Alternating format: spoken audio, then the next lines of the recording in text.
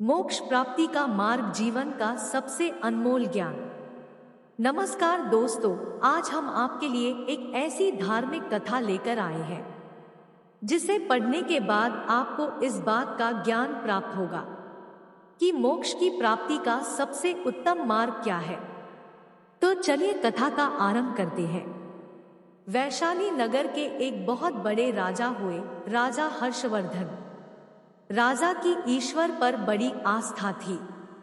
राजा के पूर्वजों से यह बात चली आ रही थी कि उनके सभी पूर्वजों ने भक्ति का मार्ग अपनाकर मोक्ष प्राप्त किया है। मात्र एक ईश्वर भक्ति जैसा पुण्य कर्म करके मोक्ष को प्राप्त किया जा सकता है।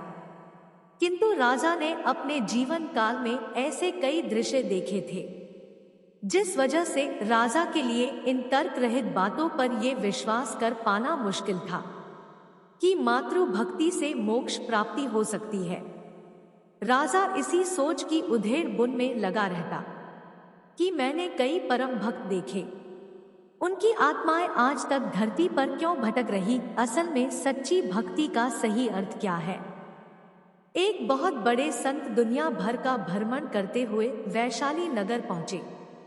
राजा तक जब यह बात पहुंची कि एक संत जो कि बहुत बड़े ज्ञानी महात्मा पुरुष है, उन्हें वेदों का अच्छा ज्ञान है और उनका वैशाली नगर में आगमन हुआ है, यह सुन राजा तुरंत संत को अपने महल में लाया, खूब सेवा की।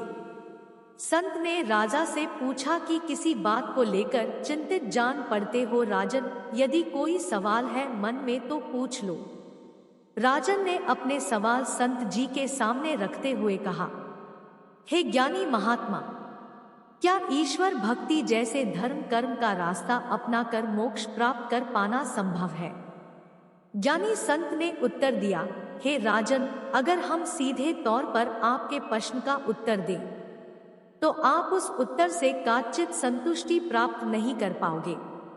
सच्ची ईश्वर की भक्ति से मोक्ष प्राप्ति होती है।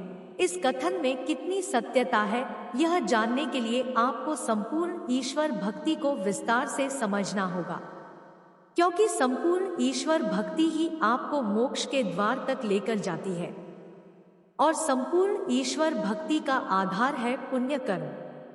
जितना अधिक आप जीवन में पुण्य कर्म करोगे, आपके मोक्ष प्राप्ति का मार्ग उतना ही आसान होता चला जाएगा। मोक्ष प्राप्ति का मार्ग इतना सहज नहीं, इसके लिए मन और इंद्रियों पर नियंत्रण रखना अति आवश्यक है।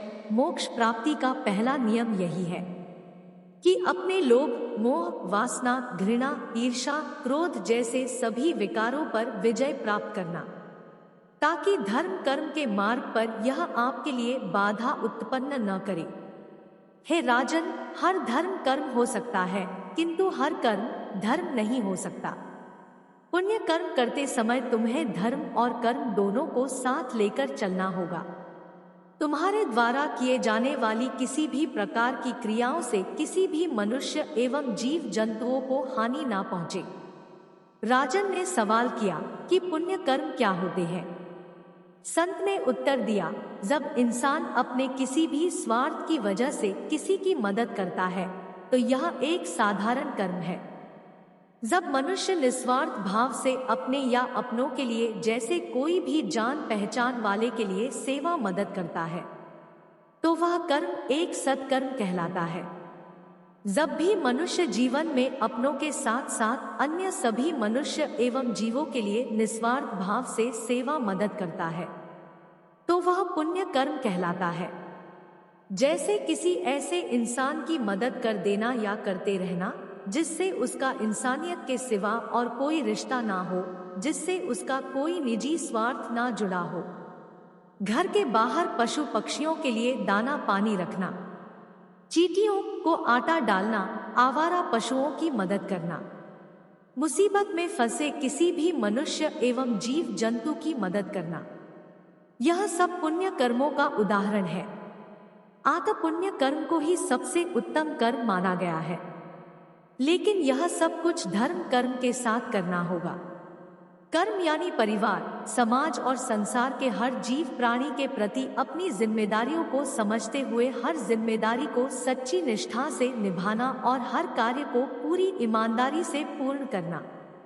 बिना धर्म के पुण्य कर्म अधूरा है और बिना पुण्य कर्म के ईश्वर भक्ति कभी संपूर्ण नहीं हो सकती। अब रही बात ईश्वर भक्ति की, तो सच्ची भक्ति में बहुत शक्ति होती है। बड़े बड़े कार्य सफल हो जाते हैं, जीवन की मुश्किलों से उबरा जा सकता है।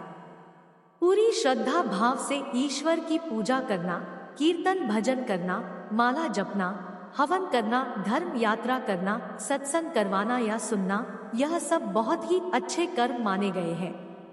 ईश्वर की ऐसी भक्ति करने से जीवन में सुख सुकून समृद्धि की प्राप्ति होती है, जीवन मंगलमय हो जाता है। यानी भक्ति से बहुत कुछ प्राप्त किया जा सकता है, लेकिन मोक्ष और अमरता नहीं। लेकिन मोक्ष का रास्ता इसी भक्ति से होकर ही निकलता है, क्योंकि हर वक्त ईश्वर की भक्ति में डूबा रहना वाला इंसान अध्यात्म ज्ञान की प्राप्ति करने लगता है।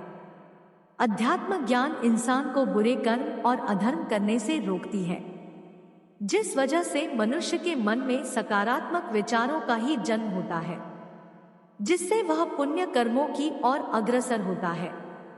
पूरी श्रद्धा भाव से ईश्वर की पूजा करना, कीर्तन भजन करना, माला जपना, हवन करना, धर्म यात्रा करना, सत्संग करवाना या सुनना, यह सब पूर्णतः ईश्वर की भक्ति नहीं है।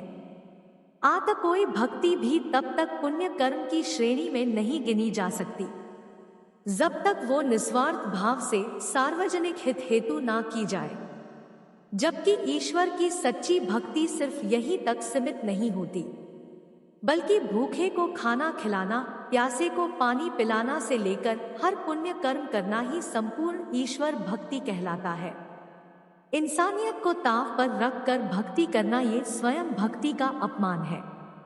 यदि आप ऐसा कर रहे हो तो आप भक्ति का सही अर्थ समझे ही नहीं। सच्ची भक्ति इंसानियत से परे नहीं। यदि आपके अंदर यदि निस्वार्थ सेवा के भाव तक नहीं, तो आप अब तक सच्ची भक्ति के ज्ञान अपरिचित है और कोसों दूर है। बिना दान पुण्य और पुण्य कर्मों के ईश्वर भक्ति कभी संपूर्ण नहीं हो सकती। सोच कर देखो, कोई भूखा प्यासा आपके द्वार से वापस लौट जाए, या फिर मंदिर की सीढ़ियों पर बैठे भूखे गरीब लोग आपकी ओर देखते रहें और आप उन्हें नजरअंदाज करके मंदिर में ईश्वर को भोग लगाते फिरे, तो क्या फायदा? ऐसे धर्म कर्म का, ऐसी भक्ति का सब व्यर्थ है। यानी धर्म की संपूर्णता पुण्य कर्मों के बिना अधूरी है। जीवन दो कर्म से मिलकर बनता है, संपूर्णता सत्कर्म और पुण्य कर्म। जब तक आप जीवन में कोई भी अच्छा कर्म स्वयं के लिए कर रहे, अपने सगे संबंधियों के लिए कर रहे, जैसे पारिवारिक जिम्मेदारियों को ईमानदारी से निभाना, तो यह सत्कर्म है। ईश्वर की भक्ति करना इत्यादि। वहीं अगर आप समाज के प्रति जिम्मेदारियों को ईमानदारी से निभा रहे हो, निस्वार्थ भाव से किसी भी मदद कर रहे हो, पशु पक्षियों की सेवा व दया भाव प्रेम रखते हो, दान पुण्य करते हो, तो यह पुण्य कर्मों की श्रेणी में गिने गए हैं। सच कहें तो यह सब भी ईश्वर की भक्ति करने के समान ही है। राजा को संत की सारी बात अब समझ आ चुकी थी। उसी दिन से राजा पुण्य कर्म कमाने के लिए धर्म कर्म में जुट गया, यानी संपूर्ण ईश्वर भक्ति करने लगा। तो दोस्तों, उम्मीद करती हूँ आपको धार्मिक कथा मोक्ष प्राप्ति का मार्ग में यह समझ गए होंगे कि मोक्ष कैसे प्राप्त किया जाता है।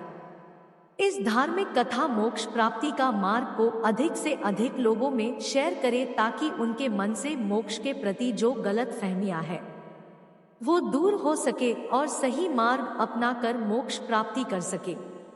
दोस्तों, अगर आपको कहानी पसंद आई हो तो वीडियो को लाइक करें और चैनल पर नए हो तो चैनल को सब्सक्राइब करें। हमारे साथ अंत तक बने रहने के लिए धन्यवाद।